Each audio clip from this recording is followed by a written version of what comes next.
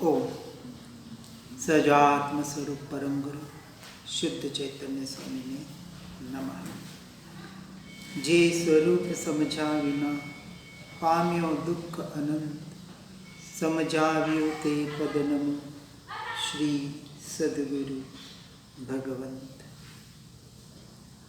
राजरत्नमाला के द्वारा आगे बढ़ते हुए पत्रांक 91 मुंबई कार्तिकवदी बीज शनिवार संवत 1946 कह रहे हैं श्रीमद जी, लिख रहे हैं, वह पवित्र दर्शन होने के बाद चाहे जैसा वर्तन हो परंतु उसे तीव्र बंधन नहीं है, अनंत संसार नहीं है, 16 भव नहीं है, अभ्यंतर दुख नहीं है, शंका का निमित्त नहीं है, अंतरंग मोहिनी नहीं है, सत निरूपम सर्वोत्तम शुक्ल शीतल अमृतमय दर्शन ज्ञान सम्यक ज्योतिर्मय चिरकाल आनंद की प्राप्ति अद्भुत सत्स्वरूप दर्शिता की बलिहारी है। अद्भुत दशा का वर्णन करने में आया है कि अनादि काल से यह जीव मिथ्यात्व की वजह से, अज्ञानता की वजह से, दर्शन मोह की वजह से इस संसार में जन्म मरण रूपी भव भ्रमण कर रहा है और अनंत दुखों को सहते आ रहा है। सुख में भी दुख ही प्राप्त कर रहा है और भ्रांति से उसे सुख मान रहा है। परंतु जब सच्चा व्यवहार के साथ निश्चय सम्यक दर्शन को प्राप्त करता है, यानी अपने आत्मानुभूति सहित के जो स्वयं के, अपनी आत्मा के, अपने स्वरूप के, स्वभाव के ऐसे पवित्र प्रत्यक्ष स्वसंवेदन प्रत्यक्ष अपनी आत्मा की अनुभूति करता है, जिसे यहाँ पवित्र दर्शन कहने में आया है। ऐसे पवित्र दर्शन होने के बाद फिर चाहे जैसा वर्तन हो, यानी ज्ञानियों के भोग जो निर्जरा के कारण बताए, पहले ज्ञानी होना पड़ेगा। इसलिए जैसा चाहे वर्तन हो, अपेक्षा से कहा है, वास्तविक वर्तन भी सुधरता है, सुधरना चाहिए, परंतु उसे तीव्र बंधन नहीं है, अनंत संसार नहीं है, 16 भव नहीं है और अभ्यंतर दुख भी नहीं है, क्योंकि शंका का निमित्त ही नहीं है, निशंक हो गया है। अंतरंग मोहिनी नहीं है, मोह निकल गया है, मात्र राग द्वेष रहा है और वो नियम से जाने वाला है। और ऐसे जिसका परिणमन है, ऐसे जो संसार के परिभ्रमण से हटने का मार्ग है, जिसे हम सम्यक दर्शन के नाम से पुकारते हैं। सम्यक दर्शन भी एक शब्द है, सीधे साधे भाषा में कहें तो अपनी आत्मा की जो अनुभूति करता है उसी का नाम सच्चा सम्यक दर्शन है। अपने स्वयं के भीतर दृष्टि को परिवर्तित करने के बाद की स्थिति।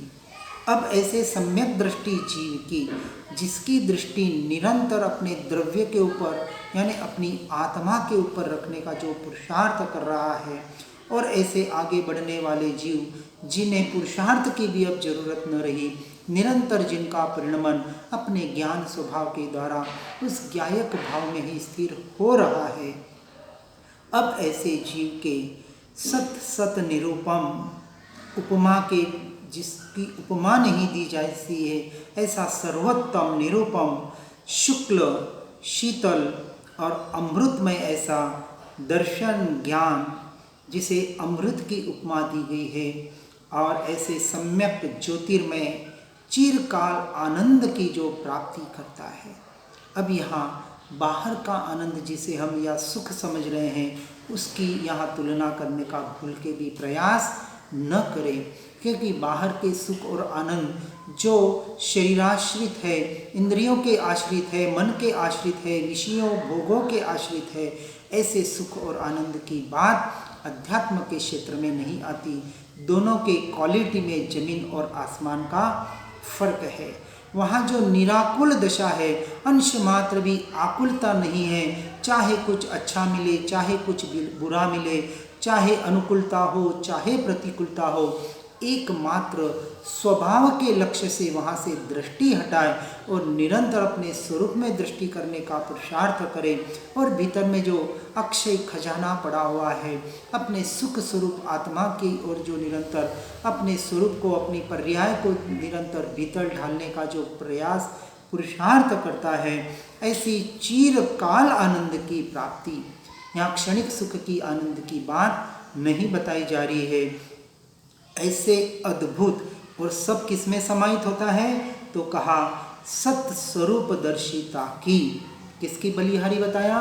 सत्य स्वरूप, ऐसा जो स्वयं के सत्य स्वरूप आत्मा का जिसे संग हो जाता है, व्यवहार के सत्संग से जो निश्चय अपने सत्य स्वभावी आत्मा का संग कर लेता है और ऐसे सत्य स्वरूप का जो प्रत्यक्ष प्रकट भीतर में दर्शन कर लेता है, ऐसे सम्यक दर्शन रूपी जीव की यहाँ बात, सम्यक दृष्टि जीव की बात बता रहे हैं। ऐसा मार्ग, ऐसा अद्भुत मार्ग हमें मिला है, उस मार्ग की बलिहारी है, उस जीव की बलिहारी है।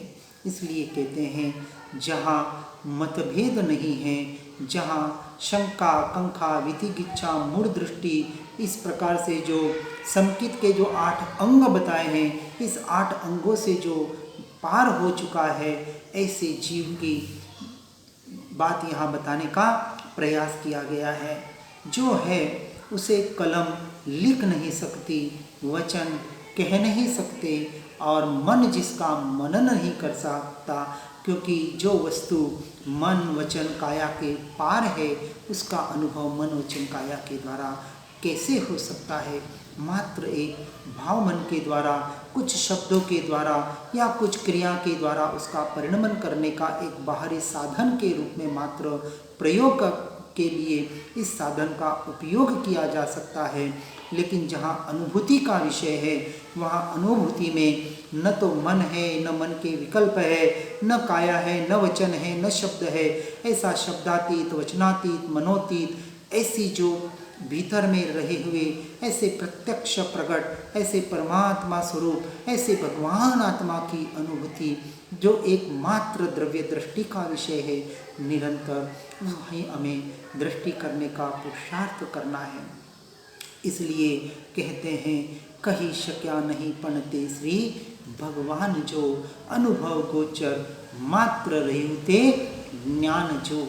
उस ज्ञान स्वभाव की अनुभूति के द्वारा, उस पर्याय को ज्ञान स्वभाव के द्वारा अपने ज्ञायक भाव में, यानी अनंत गुणों में और अनंत गुणों से असंख्य प्रदेशों में और ऐसे सबकी एक रूपता, ऐसा अभेद अखंड एक त्रिकाली ध्रुव तत्व की ओर दृष्टि करना, यही एकमात्र मोक्ष के मार्ग की ओर आगे बढ़ने का पुरुषार्थ है।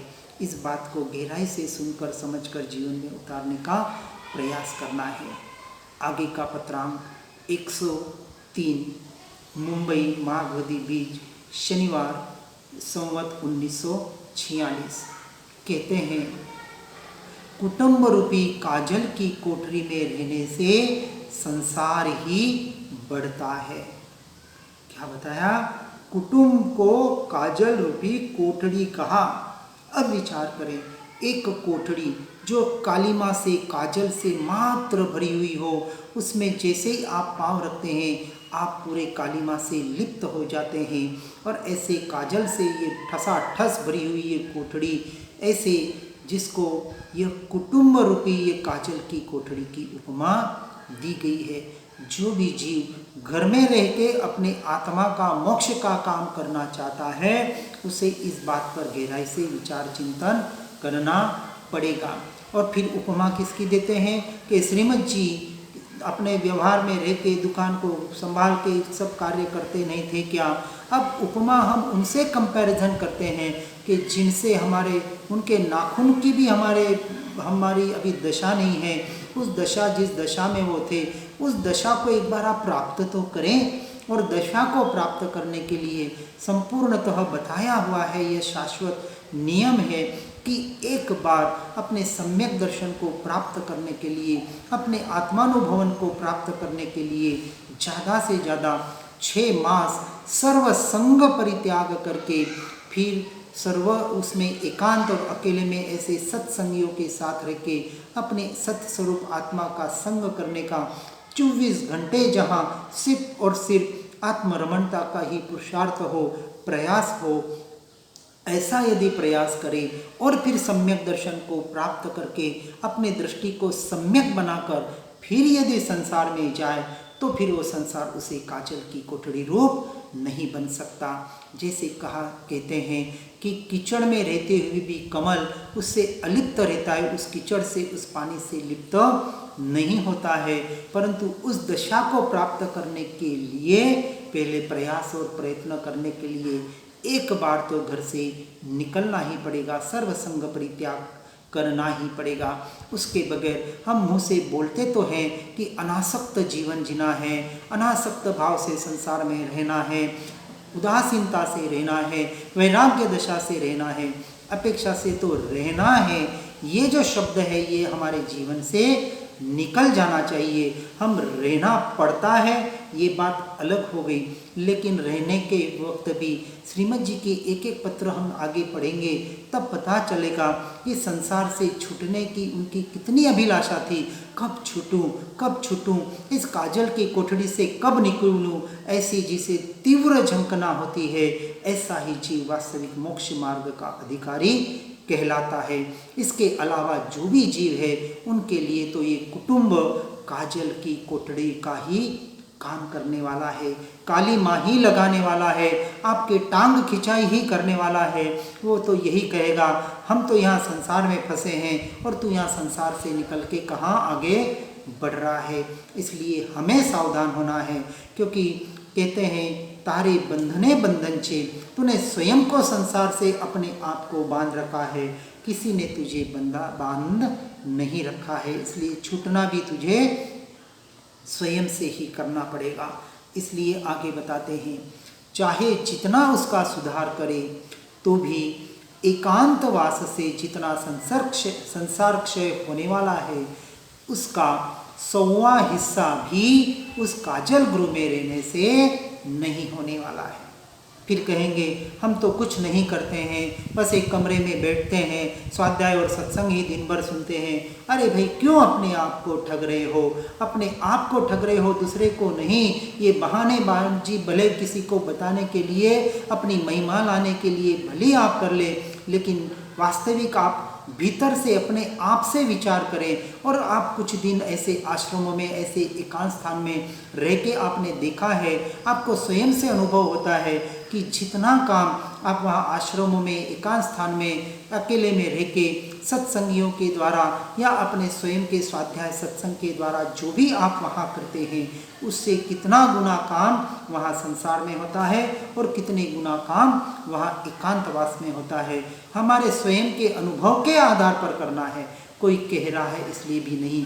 और प्रत्यक्ष अनुभव में तो आता ही है। हम कुछ भी नहीं करते हैं, घर में कोई आया गया, कुछ चर्चा हो रही हो, कुछ झगड़ा हो रहा हो, कोई माँ बेटे का भी झगड़ा हो, भाई भाई का झगड़ा हो, किसी का भी हो, कुछ शब्द कान पे पड़ जाए तो कहीं ना कहीं हमारे विकल्प खड़े हो ही जाते हैं। और इस विकल्पों में जीव कहीं ना कहीं इस संसार रूपी समुद्र में भटकता ही जाता है। इसलिए स्पष्ट ज्ञानी पुरुष कहते हैं कि एकांतवास से जितना संसार क्षय होने वाला है, अरे संसार का क्षय करना है और कहता है कि संसार में रह के मुझे संसार का क्षय करना है, ऐसे जीव को मूर्ख नहीं कहेंगे तो और क्या कहेंगे। विचार करें तो कहते हैं कि 100वां हिस्सा भी उस काजल गृह में रहने से नहीं होने वाला है। 100वां हिस्सा यानी आप वहाँ जितना काम घर में रह के करते हैं और अपने आप को कहते हैं कि हम तो अलग रहकर कमरे में रहकर हमारा काम करते हैं। अब विचार करें, यह मनुष्य जन्म मिला, सिर्फ 100 साल का आयुष्य मिला है।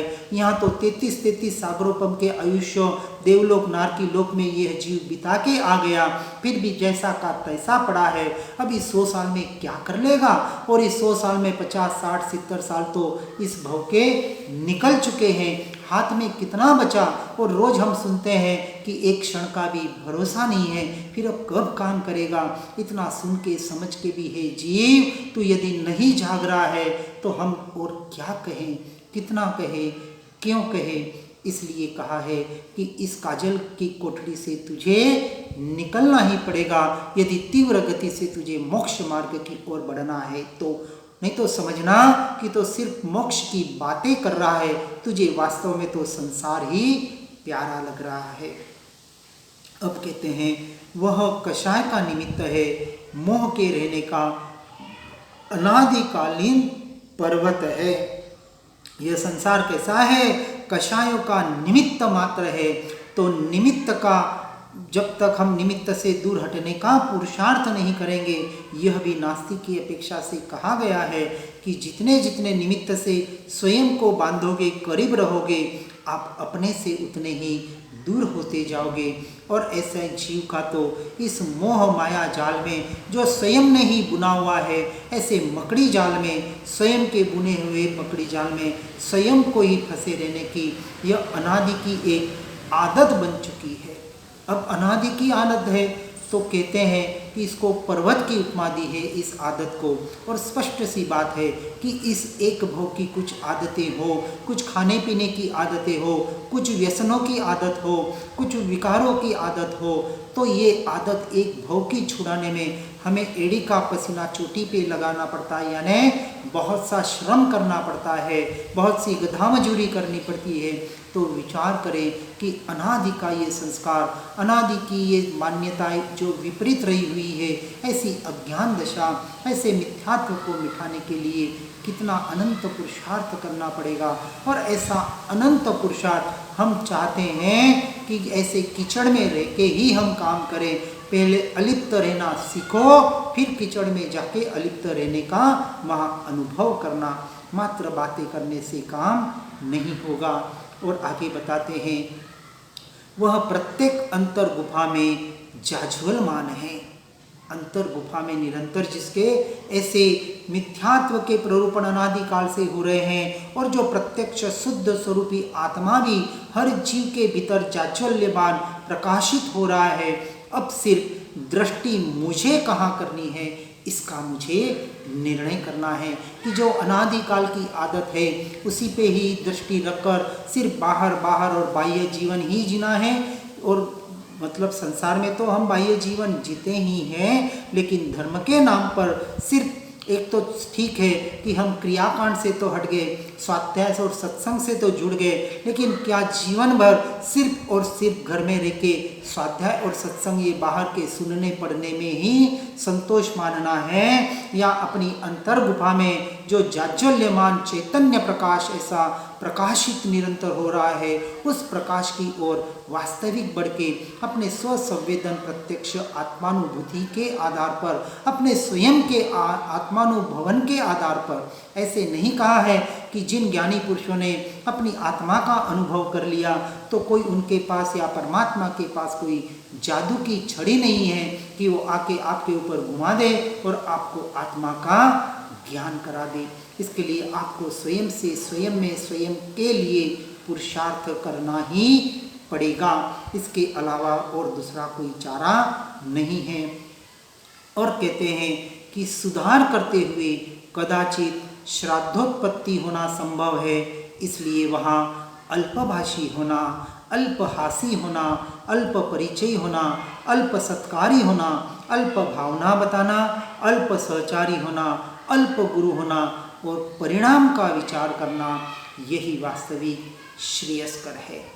अब विचार करें, संसार में भी अभी रहे हैं तो सबसे पहले इन बातों को अपने जीवन में अपनाएं। क्या अपनाना है कि अपने यदि आत्म लक्ष्य में, अपने इस मोक्ष मार्ग में यदि सुधार करना है और श्राद्धक की उत्पत्ति होना जहाँ कदाचित संभव है, वहाँ क्या करना है। ऐसे संसार में तो होना ही है, परंतु यदि किसी तीर्थ क्षेत्र में या आश्रम में या कहीं एकांतवास में भी जाए तो वहाँ भी ज़्यादा से ज़्यादा मौन रह के स्वाध्याय और सत्संग के अलावा व्यर्थ की बातें न करते हुए आप कहाँ से आए, कहाँ रहते हैं, क्या करते हैं वगैरह, इनसे हमें क्या लेना देना। नहीं तो ऐसे आश्रमों में आकर, ऐसे यहाँ आकर भी मात्र परिचय बढ़ाकर कुछ न कुछ संबंध स्थापित करने का अनादि का जो संस्कार पड़ा हुआ है, इस संस्कार को जड़ मूल से हमें उखाड़ना होगा। और इस जड़ मूल को उखाड़ने के लिए सबसे पहले अल्पभाषी होना होगा। अल्पभाषी कहें या मौन कहें, अल्पभाषी का मतलब जितना प्रयोजनभूत अपने को जो तत्व है या जो कुछ विचारना है, जो कुछ बातें करनी है, अप्रयोजन बातों से संपूर्णतः हटने का प्रयास करें, इसका नाम अल्पभाषी है। अल्पहासी होना, क्योंकि 9 कषायों में हास्य यह भी एक कषाय बताई है। व्यर्थ के किसी ऊपर टीका टिप्पणी करते हुए, किसी के ऊपर आक्षेप करते हुए हंसना, या कुछ मनोरंजन के ऐसे दृष्टांतों के माध्यम से यहाँ ऐसे सत्संगों में भी कुछ लोगों के मनोरंजन करने का प्रयास करना, ये हास्य का मार्ग नहीं है, गंभीर मार्ग है।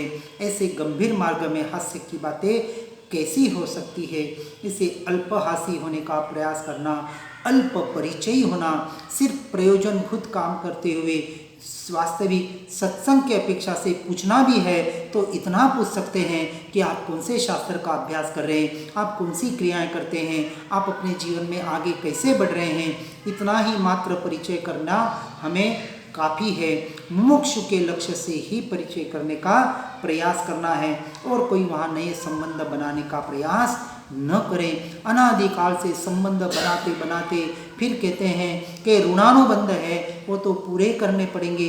अरे किसके ऋणानुबंध, कितने ऋणानुबंध? अरे ऐसे संसार में ऐसा एक जीव नहीं है जिसके साथ इस जीव का ऋणानुबंध नहीं है। किस किसके ऋणानुबंध, किस किस भाव में, कितने भावों में पूरे करेंगे? इसलिए अल्प परिचय होना है। बन सके तो सबसे सर्वसंग परित्याग करना ही सर्वोत्कृष्ट मार्ग है। अल्प सत्कारी होना, किसी के सत्कार आमर समारंभ स्वयं का सत्कार होता हो, सम्मान होता हो, या किसी के सत्कार सम्मान करना भी पड़े, मात्र गुणों के सत्कार समारंभ को ही प्राधान्यता दे। गुणानुवाद भी करने का कभी प्रयास आवे तो मात्र अपने किसी क्षम के आधार पर हम किसी के गुणानुवाद कर लेते हैं, ये फलाने फलाने ऐसे थे, उन्होंने ये किया, उन्होंने वो किया।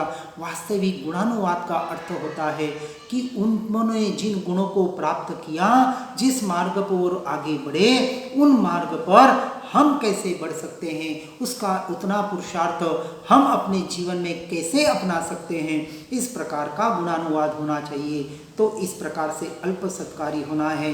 अल्प भावना बताना, अपनी भावनाएं ज़्यादा भी विशेष प्रकट करने का प्रयास पुरुषार्थ नहीं करना है, क्योंकि कहा है वास्तविक तो ये प्रवचन करने का, सत्संग करने का भी अधिकारी वास्तविक तो पंच परमेष्ठियों को यानी सर्वोत्कृष्ट अधिकारी सतगुरु जिसे कहा अरहंत परमात्मा है, उनके गैर हाजिरी में छठे गुणस्थानवर्ती भावलिंगी मुनि ही वास्तविक बताए गए हैं। लेकिन इन दोनों का आज के काल में करीबन लोप, अरहंत परमात्मा का तो संपूर्णतः लोप है, परंतु भावलिंगी मुनियों का भी लोप अपेक्षा से बताया, क्योंकि ऐसे भावलिंगी मुनि कहीं वन जंगलों के गुफाओं में वहाँ बैठ के अपने स्वयं की अंतर गुफा में बैठे होंगे, तो उनका ऐसे प्रभावना का वास्तविक कोई लक्ष्य होता ही नहीं है। इसलिए जो भी आज हमारे संपर्क में आते हैं, ये पांचवें, चौथे या नीचे गुणस्थानक वाले कोई क्षम वाले जीव ही संपर्क में आते हैं। इसलिए अल्प भावना बताने का प्रयास करना और अपने भाव भाषण करते हुए ज़्यादा से ज़्यादा अपने भावों को ज्ञायक भाव की ओर लाने का हमें पुरुषार्थ करना है। अल्प सहचारी होना, सहकार्य करना है, वैयावृत्ति, सेवा इत्यादि ये नाम आते हैं, तो वहाँ भी अल्प से अल्प, क्योंकि व्यवहार के अपेक्षा से यदि कोई हमारा वास्तविक ऐसा सत्संगी हो, ऐसे कोई सद्गुरु हो, तो उनको ये यदि वास्तविक कहीं आवश्यकता पड़े, जरूरत पड़े, तो वहाँ सहचारी बनना है। व्यर्थ का आगे आगे होके अपने उपयोग को वहाँ भटकाने का प्रयास नहीं करना है, क्योंकि वास्तविक सहचारी तो हमें अपने स्वभाव का होना है। और यही वास्तविक वैयावृत्ति हमें अपने स्वरूप के द्वारा अपनी आत्मा में, अपने स्वभाव में एकाकार होने रूप करने का प्रयास करना है। अल्प गुरु होना, भूल के भी गुरु होने का प्रयास न करें। और मैं क्यों गुरु बनूं? गुरु शिष्य परंपरा जो व्यवहार से भले चल रही हो, जो अपने आप को गुरु शिष्य भले मान रहे हो, लेकिन निश्चय से आज दिन तक न कोई किसी का गुरु बन सका और न कोई किसी का शिष्य बन सका।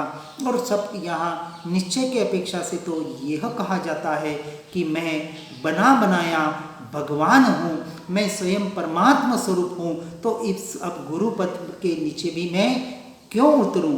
क्योंकि परमात्मा पद गुरु पद से भी ऊंचा है अपेक्षा से, और गुरु पद को भी एक अपेक्षा से कभी कभी ऊंचा कहा जाता है। कोई कहते हैं गुरु गोविंद दोनों खड़े, काके लागू पाए, बलिहारी गुरु आपकी गोविंद दियो बताए। व्यवहार की अपेक्षा से यहाँ गुरु की प्राधान्यता बताई गई है, लेकिन हम निश्चय की अपेक्षा से इसका अर्थ ऐसा करते हैं कि गुरु और गोविंद दोनों सामने खड़े हैं, लेकिन गुरु ने भी क्या बताया और गोविंद ने भी क्या बताया, इन दोनों की बलिहारी है। बलिहारी गुरु आपकी दियो गोविंद बताए। यो गोविंद जो मेरे भीतर में बसा हुआ है, जो मैं स्वयं गोविंद स्वरूप परमात्मा स्वरूप हूँ, यदि दोनों से भी दृष्टि हटाकर यदि मैं अपनी दृष्टि को अपनी आत्मा पर, उस परमात्मा स्वरूप स्वभाव पर करता हूँ, तो यहाँ बाहर के गुरु और गोविंद पर दृष्टि जाएगी ही नहीं। जो सर्वोत्कृष्ट विनय बताया है, ऐसा विनय हमें अपने आप को गुरु बनाकर करना चाहिए। और निश्चय से तो स्वयं ही देव है, स्वयं ही गुरु है और स्वयं ही शिष्य है। क्योंकि गुरु का कहा भी कितना मानता है, अपने बुद्धि से जितना अच्छा लगे उतना तो मानता है, और जो अपने मत कल्पना से जो अपनी बनाई रखी है उसके अनुसार प्रवर्तन करता है। इसलिए निश्चय की अपेक्षा से तो गुरुपना होता ही नहीं है। और कभी ऐसा बनने का प्रयोजन, ऐसा कभी प्रसंग आ जाए तो अल्प गुरुत्व रखने का प्रयास करते हुए, अपने आप को गुरु न मानते हुए मात्र कुछ दिशा निर्देश भले कर लें, लेकिन गुरुपना भूल के भी स्थापित करने का प्रयास न करें। और परिणाम का विचार करना सबसे मुख्य बात, कि हमारे परिणाम कहाँ है। यदि परिणाम पर समय रूप, पर द्रव्य और पर भावों रूप हो रहे हैं, तो समझना अभी बहुत हम कोसों दूर है। और यदि अपने परिणाम पर द्रव्य और पर भावों के काल में भी स्वसमय की ओर लाने का पुरुषार्थ हो रहा है, अपने ज्ञान स्वभाव के द्वारा ज्ञायक भाव में आने के परिणाम हो रहे हैं, तो समझना इसका विचार करना है। और यह विचार हम स्वयं से स्वयं में ही कर सकते हैं। या तो मनोपर्य ज्ञानी या कोई केवल ज्ञानी बता सकते, जो आज उपलब्ध नहीं है। इसलिए कोई बाहर से ज्ञानी पुरुष भी इसे नहीं बता सकते। स्वयं से स्वयं का ही हमें निर्णय करना है। और श्रीमद जी ने इसको पत्र पेज नंबर वचनामृत गुजराती में 712 पे दिया है कि संकित हुआ ऐसे कैसे पता पड़ेगा। तो श्रीमद जी ने स्पष्ट कहा है, स्वयं से स्वयं का चिंतन करके ही हम अपना निर्णय कर सकते हैं। और उसके लिए सद्गुरु या सतशास्त्र उसका आधार है।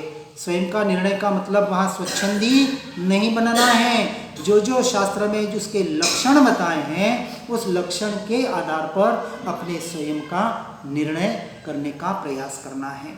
इस प्रकार से यही एकमात्र श्रेयस्कर है। इसलिए जीव को निरंतर हर वस्तु को, हर क्रिया को, हर वचन को, जो कुछ बताया जा रहा है, उसको व्यवहार की अपेक्षा से और निश्चय की अपेक्षा से जहाँ जहाँ जैसा जैसा योग्य लगे, और अपने परिणामों को, अपने दृष्टि को, ये जो ज्ञान का विषय भले बाहर का ज्ञेय बनता हो, लेकिन उसी वक्त दृष्टि का विषय हमारे ज्ञान स्वभावी भगवान आत्मा कैसे बने, इसके ऊपर ही निरंतर पुरुषार्थ करते हुए बाह्य दृष्टि से निरंतर अंतर्दृष्टि करना, यही एकमात्र उपाय है। और उस उपाय के लिए सर्वसंग परित्याग और एकांतवास, इस पर बहुत जोर दिया गया है। इसलिए ये कुटुंब में रह के, काजल की कोठरी में रह के मैं ये सब कुछ प्राप्त करना चाहते हैं जो जीव, वह अपने आप को अपने से दूर रखना चाहते हैं, उस सम्यक दर्शन से दूर रखना चाहते हैं। यहाँ तो त्याग वैराग्य के द्वारा संसार से छूटकर आगे गुणस्थानकों में आगे बढ़कर भावलिंगी मुनि दशा को प्राप्त करके ही मोक्ष प्राप्त किया जा सकता है। इसलिए निरंतर वहाँ संसार से हटने का भी पुरुषार्थ हमें करना ही पड़ेगा।